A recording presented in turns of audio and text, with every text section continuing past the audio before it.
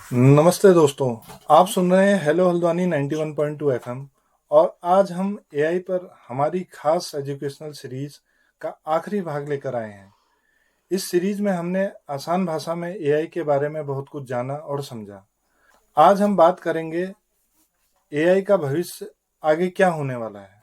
मैं Ashish Joshi, IT expert, और मेरे साथ हैं डॉक्टर शिल्पा गुणवंत और डॉक्टर रिया गिरी। हम मिलकर इस बारे में बात करेंगे कि एआई का भविष्य क्या है। तो चलिए शुरू करते हैं आर्टिफिशियल इंटेलिजेंस यानी एआई के बारे में। आज तक हमने एआई सिर्फ फिल्मों या किताबों में देखा और सुना था, पर अब हमारी जिंदगी का एआई एक अभिन्न हिस्सा बन चुका है। आपको जानकर हैरानी होगी कि एआई हर उस तकनीक के पीछे है जो हम रोज इस्तेमाल करते हैं, चाहे हम उसके बारे में जानते हैं या ना जाने। जैसे गूगल में आप कुछ टाइप करते हैं तो पहले से गूगल आपको एक सुझाव देता है। ये सब एआई की मदद से होता है, जो आपके पिछली सर्च और लाखों लोगों के डेटा को समझकर ऑपरेट करता है। फिर नेटफ्लिक्स, यूट्यूब, अमेजन प्राइम जैसी वेबसाइट आपकी पसंद के अनुसार वीडियो या प्रोडक्ट सजेस्ट करती है।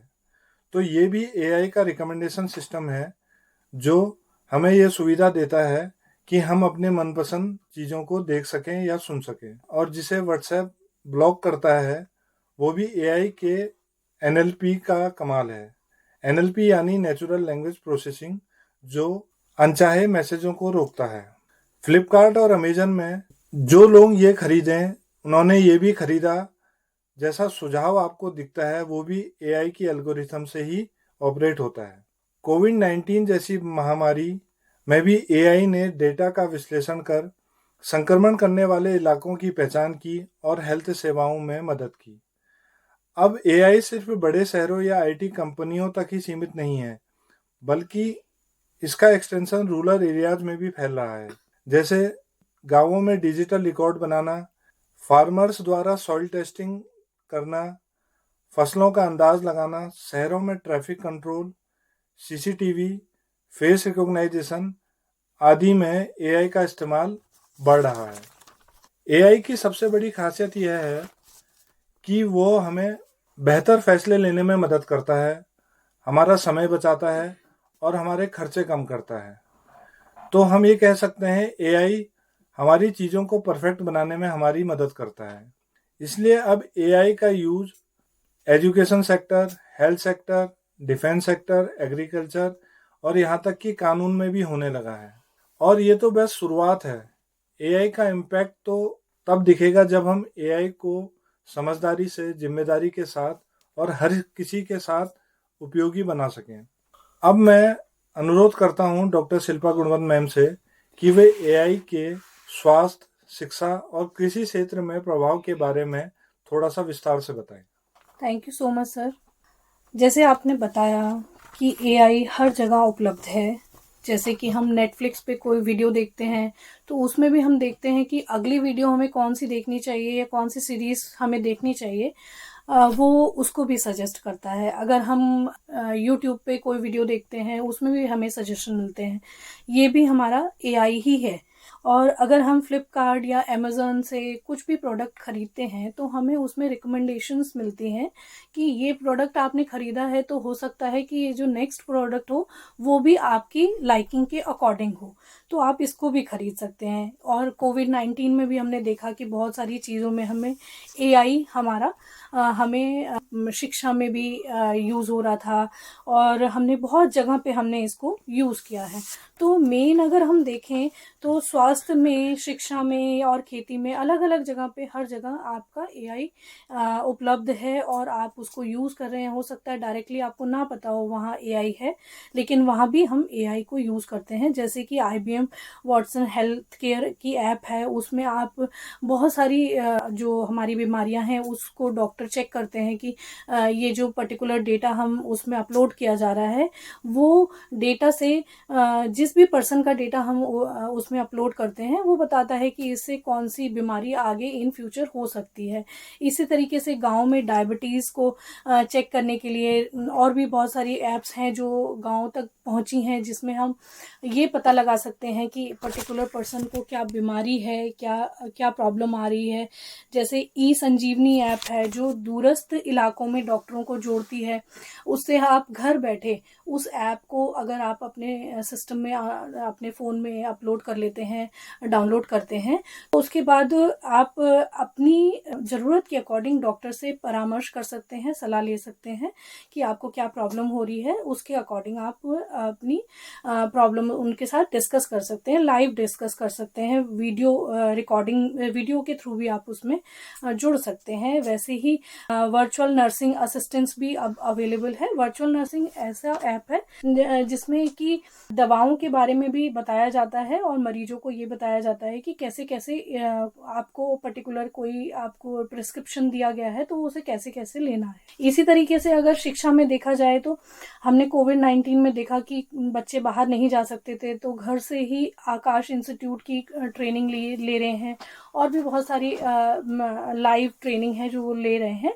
वैसे ही बायजूस ऐप भी अब चल रहा है जिसमें आप बच्चे जो कमज़ोर बच्चे हैं किसी एक पर्टिकुलर सब्जेक्ट में या किसी में, तो वो वहाँ से हेल्प ले सकते हैं। इसी तरीके से एआई विकलांगों को भी हेल्प कर रहा है। एआई टूल्स, ऐसे टूल्स अवेलेबल हैं आज के टाइम में जो स्पीच को टेक्स्ट में कन्वर्ट करते हैं, ऑडियो रीडर की तरह भी काम करते हैं। और इसी तरीके से अगर टीचर्स की हेल्प करने की बात आए तो उसमें ऐसे ऐप्स हमारे पास अवेलेबल हैं जो टीचर अगर बच्चों का डेटा अपलोड करे तो वो बता सकते हैं कि कैसे कैसे उन्हें असिस्टेंस देनी है ताकि बच्चा आगे ग्रो कर सके। इसी तरीके से हम देखें अगर खेती में भी ड्रोन के थ्रू फसल की निगरानी भी हो रही है और प्लांट आईएक्स करके ऐप है जिससे हम ये देख सकते हैं कि कोई अगर पर्टिकुलर कोई पत्ता है और वो पीला पड़ रहा है या कैसे भी हो रहा है, कुछ उसमें प्रॉब्लम आ रही है, तो उसकी अगर हम फोटो खींच के अपलोड करते हैं तो वो बता देंगे, वो ऐप आपको बता देगी कि किस तरीके की इसमें बीमारी हो रही है। साथ ही हम इसमें स्मार्ट इरिगेशन सिस्टम भी हैं जिसमें खुद से ही बता देते हैं वो कितना पानी फसल को लगाना है, कि अब पानी लगाना चाहिए या नहीं, कौन सी मिट्टी किसके लिए उपजाऊ है। तो ऐसी बहुत सारी ऐप्स हैं जहाँ पे हमें एआई हेल्प कर रहा है। हमें कई बार पता होता है और कई बार नहीं भी पता होता है। तो साथ ही हम ये भी देख सकते हैं, रिया मैम हमें इसके बारे में बताएंगी कि इंसानों की नौकरियों पर इसका क्या असर पड़ेगा, और इस पे थोड़ा रिया मैम बताएंगी। बिल्कुल, थैंक यू शिल्पा मैम। आपने इतना परफेक्ट वे में हमें इस विषय के बारे में बताया कि एआई कैसे हमारे हेल्थ सेक्टर में, एजुकेशन सेक्टर में और एग्रीकल्चर सेक्टर में इतना हेल्पफुल आजकल हो रहा है, और एआई के टूल्स के बारे में जो आपने बताया उसके लिए बहुत बहुत थैंक यू। और अब मैं इसे कुछ विस्तार में थोड़ा सा बताना चाहूँगी। जब हम सुनते हैं कि एआई इंसानों की जगह लेता है तो हमें डर लगने लगता है, पर असल में क्या है कि एआई इंसानों की मदद करने आया है, उसे हटाने के लिए नहीं आया है। हाँ, आजकल कुछ पुराने काम जैसे कि डेटा एंट्री या रिपीटेटिव वर्क ये एआई तेजी से कर सकता है, लेकिन एआई ने कई नौकरियां भी बनाई हैं। अब ये नौकरियां किस तरीके की है, जैसे कि एआई ट्रेनर है, प्रॉम्प्ट इंजीनियर है, चैटबॉट डिजाइनर है, एथिकल एआई ऑडिटर है। ये सब क्या है, ये नई नौकरियां हैं जो एआई के थ्रू आई हुई है। तो इसमें बहुत सारी नौकरियों के लिए हमें ज्यादा टेक्निकल स्किल्स की जरूरत नहीं होती है। ट्रेनिंग देकर घर से हम काम कर सकते हैं। और खास बात यह है कि एआई महिलाओं के लिए बहुत अच्छी अपॉर्चुनिटी लेके आया है। इसमें क्या है कि आप घर से काम कर सकते हैं, आपको काम करने का मौका मिलता है घर से, आपके पास फ्लेक्सिबल आवर्स होते हैं, और महिलाएं डिजिटल स्किल से करियर को और ऊंचाइयों तक ले जा सकती हैं, उसे बहुत अच्छी हाइट तक पहुंचा सकती हैं। अब एआई नौकरियों को खत्म नहीं कर रहा है, बल्कि उनको बदल रहा है, बदलाव लेकर आ रहा है। इसलिए हमें नई स्किल सीखनी होंगी, जैसे कि critical thinking, emotional intelligence, digital communication और एथिकल डिसीजन मेकिंग। जैसे मानवीय गुण यानी ह्यूमन वैल्यूज, जिन्हें कोई मशीन्स पूरी तरह नहीं सीख सकती। ये सब ह्यूमन वैल्यूज में ही आता है। एआई इंसानों को देखिए खत्म नहीं करेगा, बल्कि उनकी मदद करेगा और ज्यादा ताकत देगा। अब मैं आशीष सर से बोलना चाहूंगी कि वो हमें एआई लिटरेसी यानी एआई को बेहतर तरीके से बताएं और समझाएं। धन्यवाद मैडम, आपने एआई के रिगार्डिंग एक बहुत अच्छी बात की कि एआई नौकरियां कम नहीं कर रहा है, बल्कि एक अपॉर्चुनिटी प्रोड्यूस कर रहा है कि लोग डिफरेंट स्किल्स को सीखकर एआई के साथ चल सकें। तो हम श्रोताओं और दोस्तों को ये बताना चाहेंगे कि एआई का जो इमेज है हमारे मन में यह है कि एआई के वजह से जॉब डिस्प्लेसमेंट हो रही है, ठीक है। तो हम ये कहना चाहेंगे कि आप लोग एआई से डरे ना, एआई को समझें और उसको सीखने की कोशिश करें। तो अभी मैडम आपने एआई का जो एक्सटेंशन है, एआई का जो फील्ड एरिया है, वो अब किस तरह से बढ़ रहा है उसके बारे में बात की। तो अब मैं बात करूंगा एआई साक्षरता पे। एआई साक्षरता यानी एआई लिटरेसी। अब एआई लिटरेसी के बारे में जानने से पहले इसको थोड़ा सा टेक्नोलॉजिकल और बिहेवियर नजरिए से भी समझना जरूरी है। जैसे 20वीं सदी में पढ़ना लिखना जरूरी होता था, वैसे ही 21वीं सदी में एआई को समझना जरूरी है। चाहे आप शिक्षक हो, छात्र हो, किसान हो या हाउसवाइफ हो। तो हम समझते हैं एआई साक्षरता क्या है। मतलब अगर आप एआई साक्षरता को समझना चाहते हैं तो आपको ये जानना जरूरी है कि कोई सिस्टम, कोई प्रोग्राम कैसे काम करता है, कैसे सोचता है, कैसे वो निर्णय लेता है और आपके डेटा को कैसे उपयोग में लाता है। जब आप किसी मोबाइल ऐप को फेस एक्सेस देते हैं फॉर एग्जांपल, या आपके फोन में लोकेशन ऑन होती है, तब ये जानना आपके लिए बहुत जरूरी है कि आपका डेटा कहाँ जा रहा है, कैसे प्रोसेस हो रहा है और उसका असर आपकी निजी जिंदगी में किस हद तक हो रहा है। सोशल मीडिया जैसे फेसबुक, इंस्टाग्राम या ट्विटर पर जो कंटेंट आपको दिखते हैं वो आपने कई बार चुने नहीं होते। वो एआई एल्गोरिथम द्वारा आपके व्यवहार, आपकी सर्चिंग को देखकर तय किया गया होता है। अगर आप यह नहीं समझते कि यह कैसे काम करता है तो आप गलत जानकारी या अननेसेसरी प्रचार का शिकार हो सकते हैं। इसे अगर हम उदाहरण से समझना चाहें तो जैसे आप कोई फ्री एप्लीकेशन जैसे फ्री गेम इंस्टॉल करते हैं तो आप ये नहीं सोचते और ना समझते हैं कि इंस्टॉल होते वक्त आपसे एप्लीकेशन कैमरा एक्सेस की परमिशन क्यों मांग रहा है। क्या आपको पता है कि उस परमिशन के कॉन्सिक्वेंसेस क्या हो सकते हैं? जब आपके YouTube अकाउंट पर बार बार एक ही तरह के वीडियो रिपीट होकर डिस्प्ले हो रहे हैं तो क्या आप ये सोचते हैं कि वो कैसे हो रहे हैं? वो कौन सी एल्गोरिथम है जो एआई से यूज करके आपकी सोच को प्रभावित कर रहा है? इसी दिशा में सरकार ने बहुत सारे कदम उठाए हैं अवेयरनेस के लिए। अब सरकार ऐसे कुछ काम कर रही है जिससे गांव, शहर, हर जगह के लोग इस तकनीक के बारे में जान सकें, एआई को समझ सकें, उससे सीखें और अपने काम में इस्तेमाल कर सकें। जैसे सीबीएसई बोर्ड ने 9th और 12th की छात्राओं के लिए एआई को एक ऑप्शनल सब्जेक्ट बना दिया है ताकि बच्चे शुरुआत से ही एआई को समझ सकें, उनके उपयोग के बारे में जान सकें, उनकी सोच केवल सुनने तक सीमित ना हो बल्कि उसके उपयोग तक भी सीमित हो। नीति आयोग का रिस्पॉन्सिबल एआई फॉर यूथ कार्यक्रम है जो बच्चों और युवाओं को नैतिक और जिम्मेदारी एआई डिजाइन करने के लिए ट्रेन कर रहा है। इसी दिशा में डिजिटल इंडिया मिशन के तहत अब गांवों तक डिजिटल शिक्षा और एआई आधारित प्रशिक्षण केंद्र खोले जा रहे हैं ताकि ग्रामीण युवाओं को इस एआई नामक क्रांति का लाभ मिल सके और वो इसका उपयोग कर सकें। भविष्य में हम पीछे ना रह जाएं, इसलिए अब समय है कि हम नई तकनीक जैसे एआई के साथ साथ मशीन लर्निंग को भी समझें, सीखें और उसका सही इस्तेमाल करना शुरू करें। एआई लिटरेसी यानी एआई साक्षरता हमें सिर्फ उपभोक्ता